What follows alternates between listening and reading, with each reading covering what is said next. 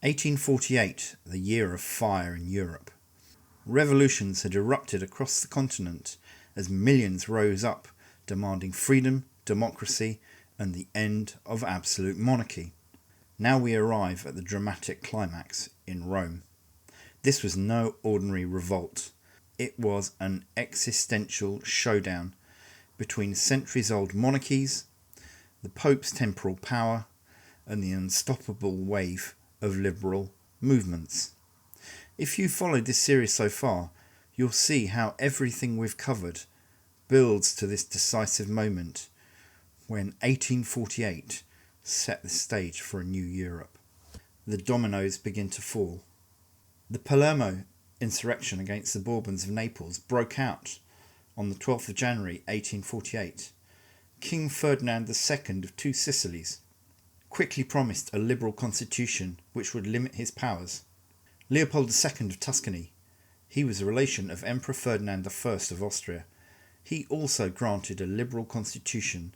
On February the 24th, 1848, the revolution in Paris led to the Second Republic. On March the 4th, 1848, Charles Albert granted his subjects the Albertine Statute. Pope Pius IX dispatched nearly 20,000 troops, led by General Giovanni Durando, over to Ferrara. They joined up with Charles Albert's 30,000 men and a mix of 20,000 troops, Tuscans, Neapolitans and volunteers in a plan to confront the Austrians. France would not overlook this opportunity in Italy. President Louis Napoleon Bonaparte, soon to become Emperor Napoleon III, had long agonised over the Roman question. He was a sovereign of a Catholic country, soon to be an emperor, and was subject to the influence of the clergy. Should he defend the Pope, or should he support the Italian liberals against Austrian occupation? An earlier French campaign had expanded French interests in Italy and had weakened the Habsburg Austrian rule. Pope Pius IX was one of many who changed his mind and now feared the consequences of war against the Austrian Empire. He feared two Catholic powers fighting.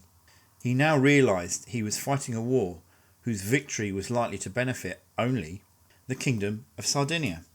While Pope Pius IX abandoned the war against the Austrians, many of the population of Rome did not. They fought alongside Charles Albert.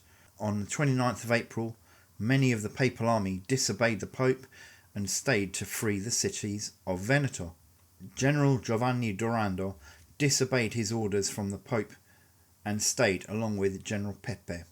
As quickly as reinforcements from the Kingdom of Two Sicilies, approximately 16,000 men, had arrived, they were recalled by Ferdinand II of Bourbon back to Naples in May 1848. General Radetzky's forces defended the quadrilateral fortresses from attacks from the forces of Charles Albert, Leopold II, Grand Duke of Tuscany, Pope Pius, and volunteers.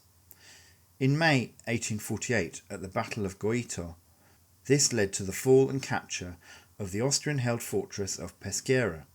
Leading the remaining 10,000 soldiers, a mix of regulars and volunteers, Durando repelled the Austrian assault on Vicenza in May and June 1848. General Joseph Radetzky did regain Lombardy Venetia, except Venice, which was now Republic of San Marco, led by Daniel Manin. The Austrians won the Battle of Custoza in July 1848. After the Battle of Custoza, both the Sardinian and Austrian forces were spent. To the south, a political crisis faced Ferdinand II of the Bourbon Kingdom of Two Sicilies.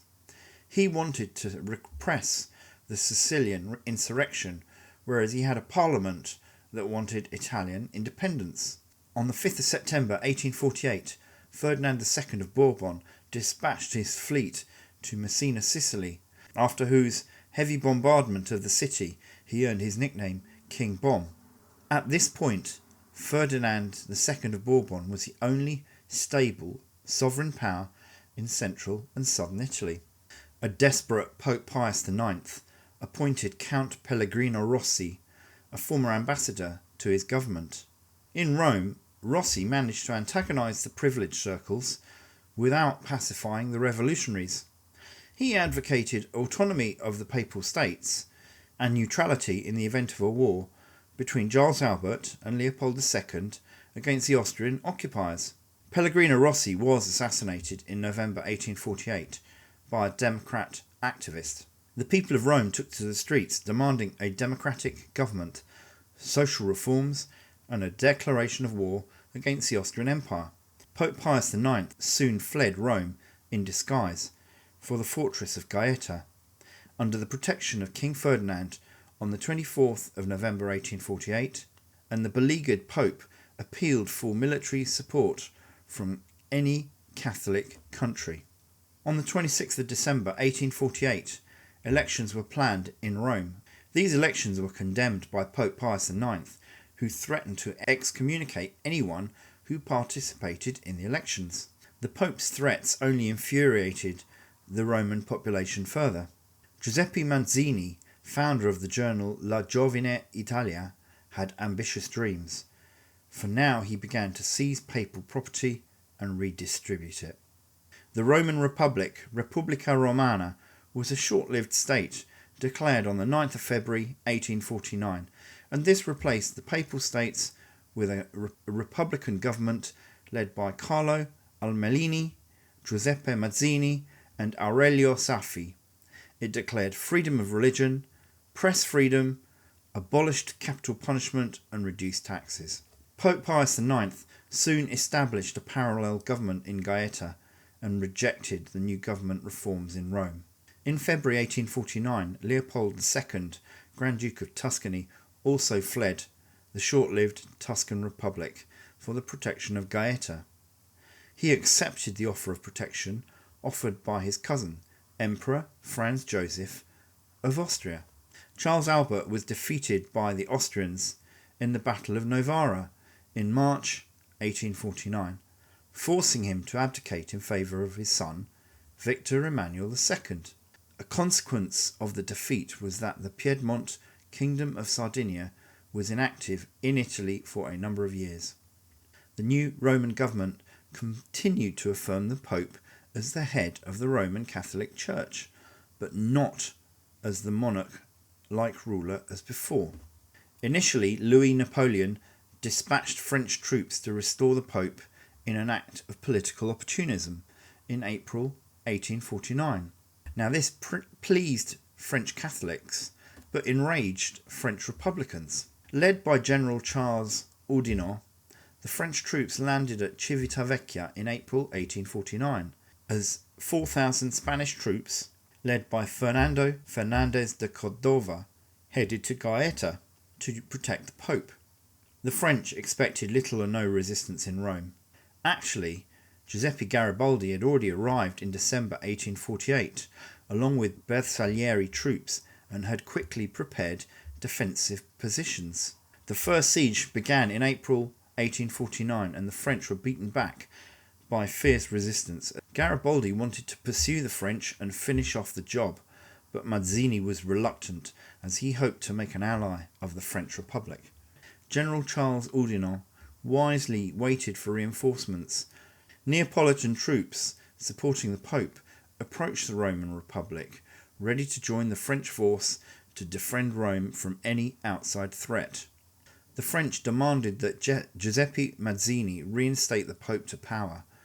The Roman assembly were unmoved and chanted "Guerra, guerra," but still Mazzini did not want war with the French. What a mess. The siege of Rome began in earnest on the 1st of June 1849, defended by the Republican army and Garibaldi against a French attack. Italians gathered from outside the Papal States and headed for Rome to fight for their republic, including someone called Goffredo Mameli. He would famously write the tune that would become the Italian national anthem, and he died defending Rome. The French conquered Rome on the 1st of July 1849. It was here that Garibaldi famously declared "Dovunque saremo, colà sarà Roma." Wherever we may be, there will be Rome. Garibaldi and his troops left Rome as the French army re-established the Holy See's power.